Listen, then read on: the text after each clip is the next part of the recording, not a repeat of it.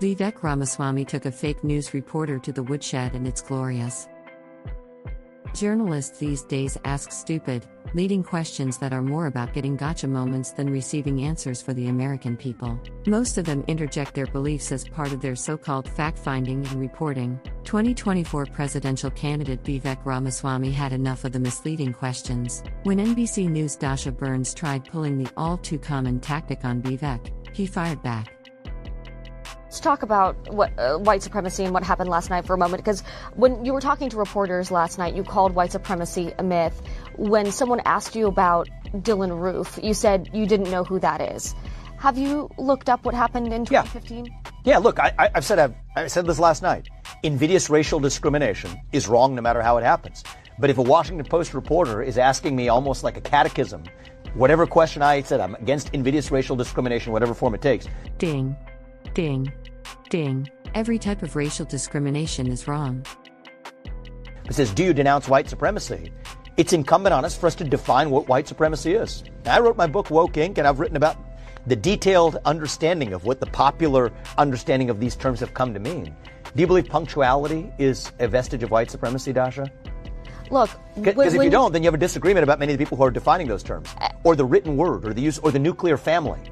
These aren't my words. These are the words of intellectual proponents from Ibram Kendi to the Ayanna Presleys to BLM that have said these are vestiges of white supremacy. So Mr. we can't have it both ways. We have to have an honest discussion. Straw man arguments. Last night you brought up Jussie Smollett as the best example Smollett of white was the hottest thing in news in the back of a fake actual attack on him that we have to contend with. And yet you have examples like the Buffalo shooter in New York just in 2022. You have other examples. But you are also cherry picking when you bring up Jussie Smollett. I'll look at all of the statistics. Isn't it rich that a white woman is trying to dunk on an Indian man? Talk about irony.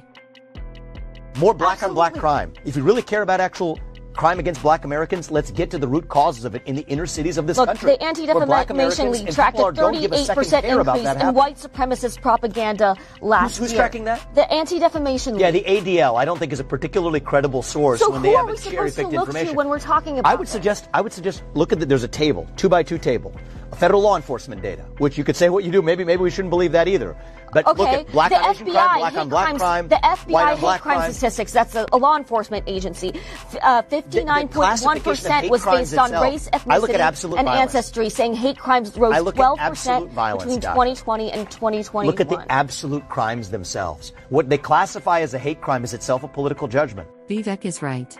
A hate crime is now open to a person's interpretation. If a blue-haired, transgender maniac shoots and kills a bunch of innocent people in a church, it's not labeled as a hate crime. They're segmented out as one very bad and mentally unstable person. But if someone with conservative beliefs did the exact same thing, it's labeled as a hate crime and the rest of us are lumped in with the person. There is no longer a uniform definition.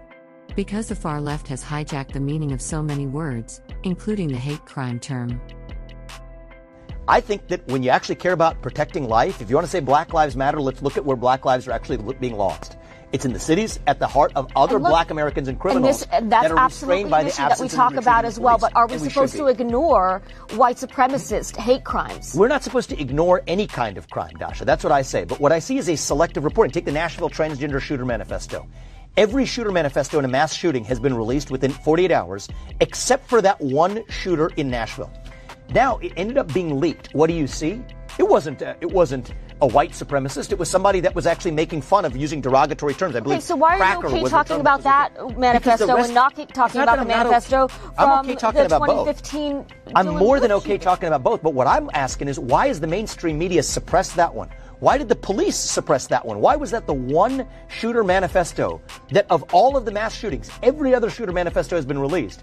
I'm focused on that one because that's the one that's been hidden from us. Bingo. The fake news media is trying to control the narrative by cherry-picking what they report on and we see through their game. Trust the people with the truth. If it doesn't match your narrative, the reality is right now, I think the media did not hold the police accountable. They would have been demanding that. Starting to gain traction with the Black community, with Latino voters. Do not worry that your rhetoric is pushing them away. There are folks to the contrary. I think we're going to bring Black people into this movement. Who are concerned about your rhetoric. Well, you know what? I'm concerned about their corruption.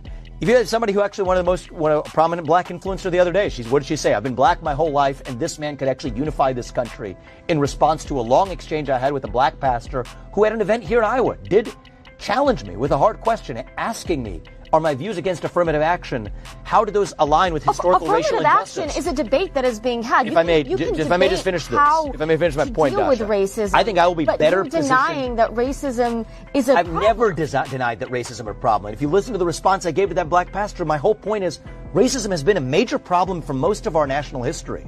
But we're getting close to the promised land that Martin Luther King envisioned. We're as darn close to it as we ever have been. And so what bothers the heck out of me is it's right when we're close to that promised land. Martin Luther King said it, I may not get there with you, and he didn't get there with us. But I think it desecrates the legacy of our civil rights movement, desecrates the legacy of Martin Luther King, that right when we get closest to the point of having racial equality and gender equality and even opportunities for people of minorities of many types, are we perfect? No, but are we as close as we've ever been? Yes, we have. To then obsess over systemic racism, to then obsess over white guilt and otherwise, we're creating new waves of racism, Dasha, that we otherwise would have avoided right when we're closest to having achieved what even the proponents of the civil rights movement would have dreamed of. That's what bothers me. My exchange with that black pastor about a week or so ago, right here in Iowa, not far from where we are, it was in Indianola, not far from where we are in Des Moines, was that we're founded on the pursuit of a more perfect union. The pursuit of liberty, equality, and justice for all. And I reject this left-wing narrative that's creating more artificial division. We couldn't have said it any better. Just as we're on the cusp of true equality, we're creating division and segregation instead of being unified under the promise of freedom and liberty.